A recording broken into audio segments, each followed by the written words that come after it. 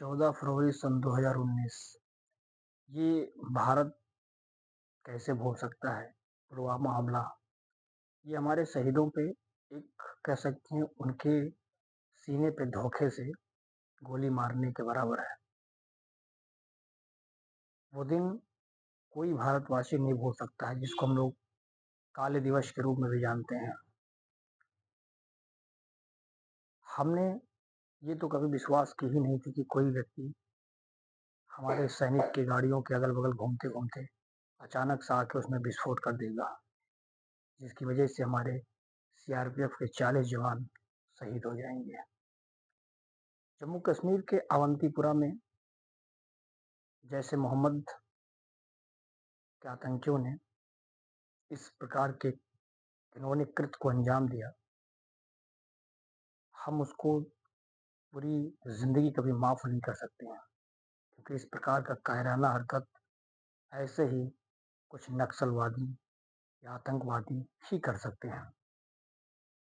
ये आतंकवादियों ने हमारे जवानों को नहीं बल्कि हमारे देश को बहुत बड़ी एक चोट पहुंचाई है। ये चोट जो कि हम सदियों सदियों तक याद रखेंगे। उन्होंने अपने देश के लिए अपने जान की शहादत तो दे दी, जान दे दी एक प्रकार से। अब हम लोगों को मिलकर ये फैसला करना है कि इस प्रकार की कृत्य भविष्य में कभी भी ना होने को पाए। हमें चौकस रहने की जरूरत है। हमें अपने आप को इतना मजबूत रखने की जरूरत है और ऐसे लोगों पर विश्वास बिल्कुल नहीं करना है जो लोग हमारे पास आते हैं, हमारे साथ खाते हैं, हमारे साथ उठते बैठते हैं और हम ही को ही आग दिखाने की कोशिश करते हैं। इतना ज़्यादा मतलब आप कह सकते हैं कि 2547 से ज़्यादा सैनिक उस समय गुजर रहे थे। उनको ऐसा आभास हुआ कि गाड़ी के संदिग्ध किसी की एक अलग तरीके की गाड़ी आ रही है। हालाँकि उसने हटाने की बहुत प्रयास किया, लेकिन जब वो अचानक से आके उसमें टकराती है, तो वो जो एक विस्फोट होती है, पूरे घाटी में शोक के रूप में फैल जाती है। उसने इस अंजाम की ज़िम्मेदारी जैसे मोहम्मद आगे लेता है और ये जो नक्सलवादी हैं, ये पाक के सरजमी पर रहकर अपना कार्य चलाते हैं और भारत के प्रति इस प्रकार की भावना रखते हैं।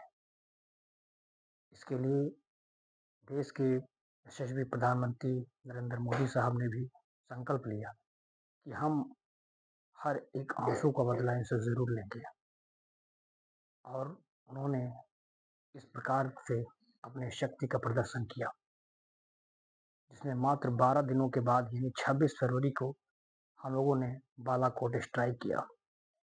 बालाकोट स्ट्राइक करके हम लोगों ने लगभग 300 से भी अधिक आतंकियों को मार गिरा दिया। ये जो एयर स्ट्राइक था, ये कहीं न कहीं पाक के लिए दिल दहलाने वाली भी थी।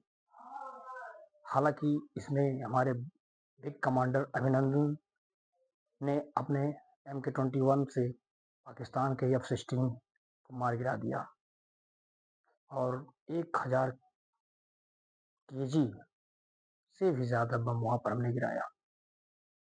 ये देख करके उनके होश उड़ गए कि ये अचानक कैसे हो सकता है।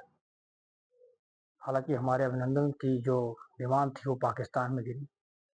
अब देखना ये था कि क्या अभिनंदन कभी आ पाएँगे?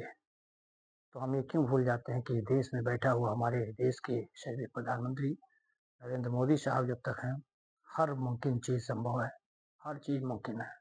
उन्होंने वास्तव में करके दिखाया। आखिरकार पाकिस्तान को मात्र 3 दिन बाद उनको वापस छोड़ना पड़ा। तो इस प्रकार से दोस्तों, हम इस देश में इस दिवस को यानी 14 फरवरी को कभी नहीं भूल सकते हैं। ये 14 फरवरी हमें खुशी मनाने के लिए नहीं है, बल्कि हमें एक प्रकार से हमारे लिए शोक दिवस है।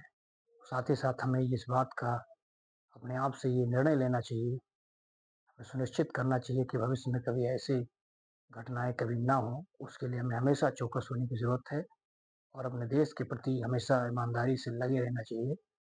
देश के प्रति हमेशा तत्पर होना चाहिए। जय हिंद दोस्तों।